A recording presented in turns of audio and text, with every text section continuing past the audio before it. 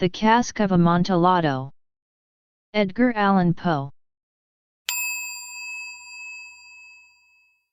The 1,000 injuries of Fortunato I had borne as I best could, but when he ventured upon insult, I vowed revenge.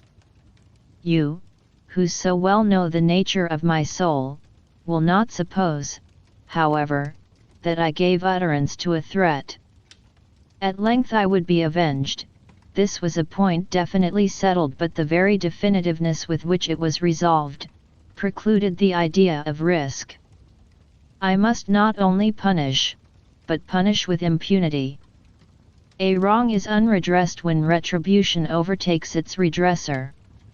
It is equally unredressed when the avenger fails to make himself felt as such to him who has done the wrong. It must be understood that neither by word nor deed had I given Fortunato cause to doubt my good will. I continued, as was my wont, to smile in his face, and he did not perceive that my smile now was at the thought of his immolation. He had a weak point, this Fortunato, although in other regards he was a man to be respected and even feared. He prided himself on his connoisseurship in wine. Few Italians have the true virtuoso spirit. For the most part their enthusiasm is adopted to suit the time and opportunity to practice imposture upon the British and Austrian millionaires. In painting and gemmery, Fortunato, like his countrymen, was a quack, but in the matter of old wines he was sincere. In this respect I did not differ from him materially. I was skillful in the Italian vintages myself, and bought largely whenever I could. It was about dusk, one evening during the supreme madness of the carnival season, that I encountered my friend. He accosted me with excessive warmth, for he had been drinking much. The man wore motley. He had on a tight-fitting party-striped dress, and his head was surmounted by the conical cap and bells. I was so pleased to see him, that I thought I should never have done wringing his hand. I said to him, "My dear Fortunato, you are luckily met. How remarkably well you are looking today. But I have received a pipe of what passes for Amontillado, and I have my doubts." "How?" said he. "Amontillado? A pipe? Impossible. And in the middle of the carnival?"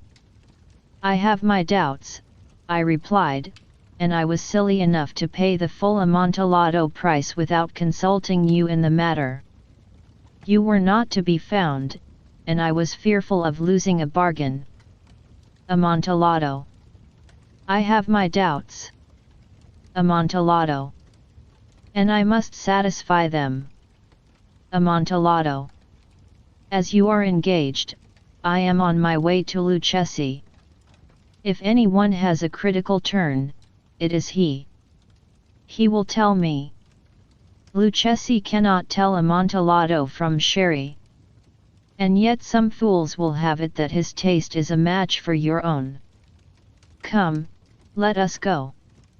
"Whither?" "To your vaults." "My friend, no, I will not impose upon your good nature.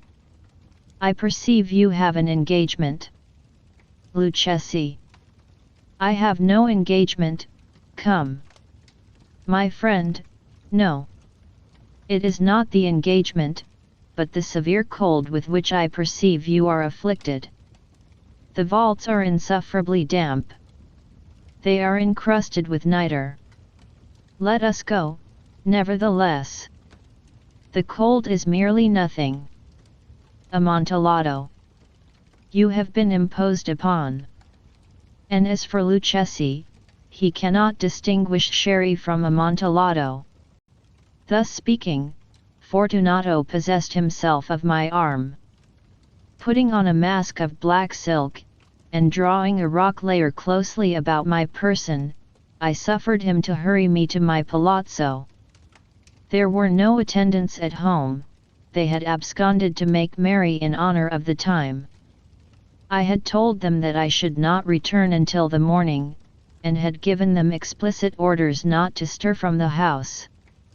These orders were sufficient, I well knew, to ensure their immediate disappearance, one and all, as soon as my back was turned.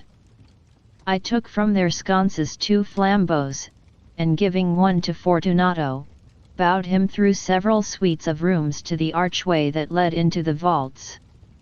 I passed down a long and winding staircase, requesting him to be cautious as he followed. We came at length to the foot of the descent, and stood together on the damp ground of the catacombs of the Montresors. The gait of my friend was unsteady, and the bells upon his cap jingled as he strode. "The pipe," said he. "It is farther on," said I, "but observe the white webwork which gleams from these cavern walls." He turned towards me, and looked into my eyes with 2 filmy orbs that distilled the rheum of intoxication. "Nitre?" he asked, at length. "Nitre," I replied. "How long have you had that cough?" "Ugh! Ugh! Ugh! Ugh! Ugh! Ugh! Ugh! Ugh! Ugh! Ugh! Ugh! Ugh! Ugh! Ugh! Ugh!" My poor friend found it impossible to reply for many minutes. "It is nothing," he said, at last. "Come," I said, with decision, "we will go back, your health is precious. You are rich, respected, admired, beloved, you are happy, as once I was. You are a man to be missed. For me it is no matter. We will go back, you will be ill, and I cannot be responsible. Besides, there is Lucchesi." "Enough," he said, "the cough is a mere nothing, it will not kill me. I shall not die of a cough." "True, true," I replied, "and, indeed, I had no intention of alarming you unnecessarily, but you should use all proper caution. A draught of this Medoc will defend us from the damps." Here I knocked off the neck of a bottle which I drew from a long row of its fellows that lay upon the mould. "Drink," I said, presenting him the wine. He raised it to his lips with a leer. He paused and nodded to me familiarly, while his bells jingled. "I drink," he said, "to the buried that repose around us." "And I to your long life." He again took my arm, and we proceeded. "These vaults," he said, "are extensive." "The Montresors," I replied, "were a great and numerous family." "I forget your arms." A huge human foot door, in a field azure, the foot crushes a serpent rampant whose fangs are embedded in the heel. "And the motto?" "Nemo meum pun lacessit." "Good," he said. The wine sparkled in his eyes and the bells jingled. My own fancy grew warm with the Medoc. We had passed through walls of piled bones, with casks and puncheons intermingling, into the inmost recesses of catacombs. I paused again, and this time I made bold to seize Fortunato by an arm above the elbow. "The nitre," I said, "see, it increases. It hangs like moss upon the vaults. We are below the river's bed. The drops of moisture trickle among the bones. Come, we will go back ere it is too late. Your cough." "It is nothing," he said, "let us go on. But first, another draught of the Medoc." I broke and reached him a flagon of de Grave. He emptied it at a breath. His eyes flashed with a fierce light. He laughed and threw the bottle upwards with a gesticulation I did not understand. I looked at him in surprise. He repeated the movement, a grotesque one. "You do not comprehend," he said. "Not I replied. "Then you are not of the Brotherhood." "How? You are not of the Masons?" Yes, I said, yes. "You? Impossible." "A Mason." "A Mason," I replied. "A sign," he said, "a sign." "It is this," I answered, producing a trowel from beneath the folds of my rock layer. "You jest," he exclaimed, recoiling a few paces. "But let us proceed to the Amontillado." "Be it so," I said, replacing the tool beneath the cloak and again offering him my arm. He leaned upon it heavily. We continued our route in search of the Amontillado. We passed through a range of low arches, descended, passed on, and descending again, arrived at a deep crypt, in which the foulness of the air caused our flambeaux rather to glow than flame. At the most remote end of the crypt there appeared another less spacious. Its walls had been lined with human remains, piled to the vault overhead, in the fashion of the great catacombs of Paris. 3 sides of this interior crypt were still ornamented in this manner.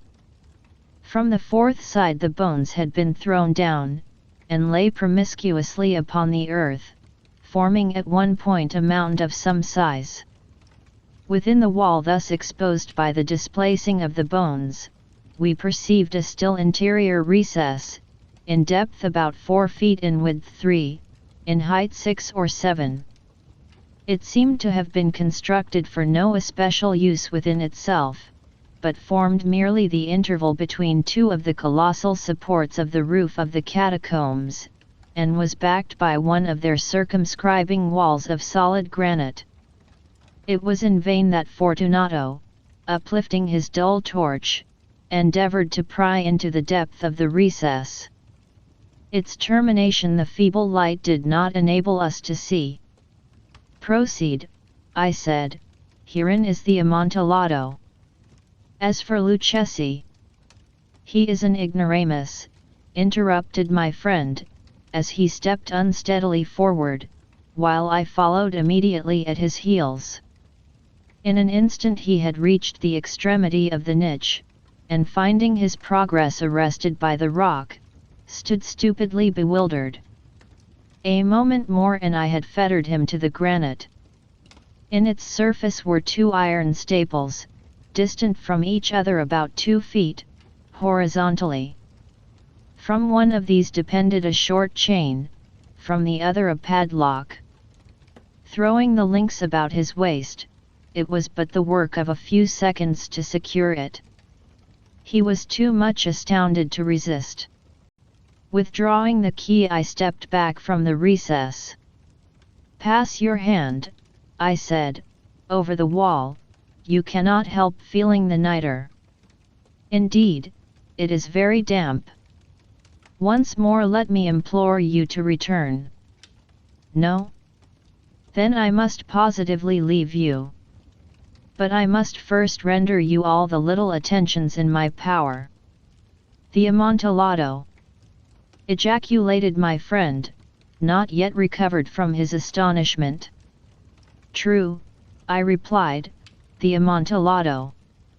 As I said these words I busied myself among the pile of bones of which I have before spoken.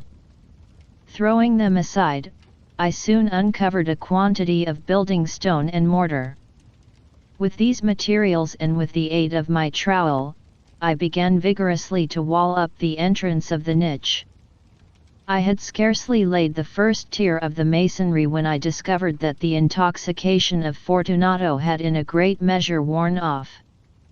The earliest indication I had of this was a low moaning cry from the depth of the recess.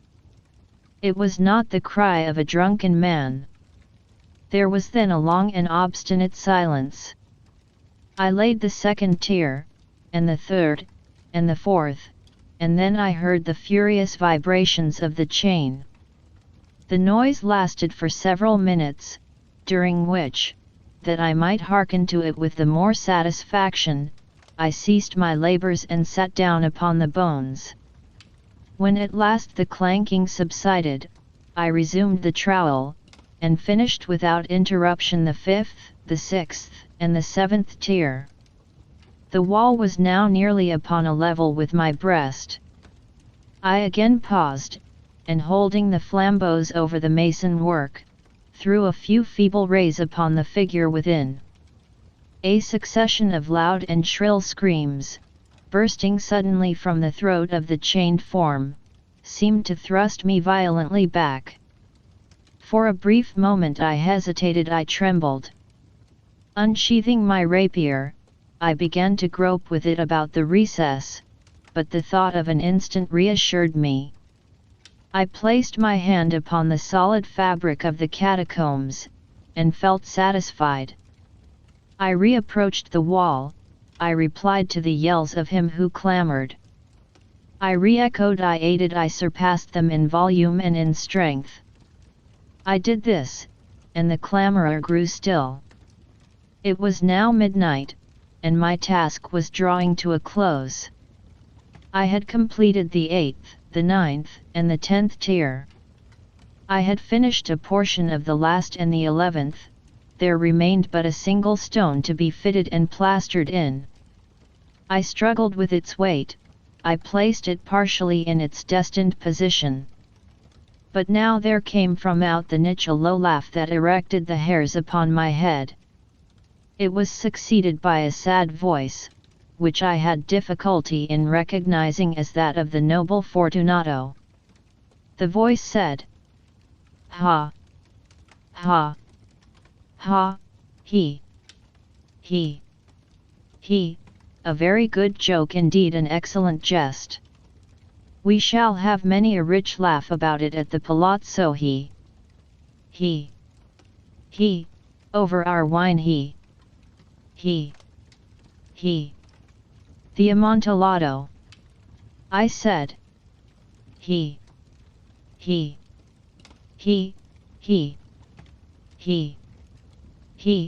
Yes, the Amontillado. But is it not getting late? Will not they be awaiting us at the palazzo, the Lady Fortunato and the rest? Let us be gone. Yes, I said, let us be gone. For the love of God, Montresor. Yes, I said, for the love of God. But to these words I hearkened in vain for a reply.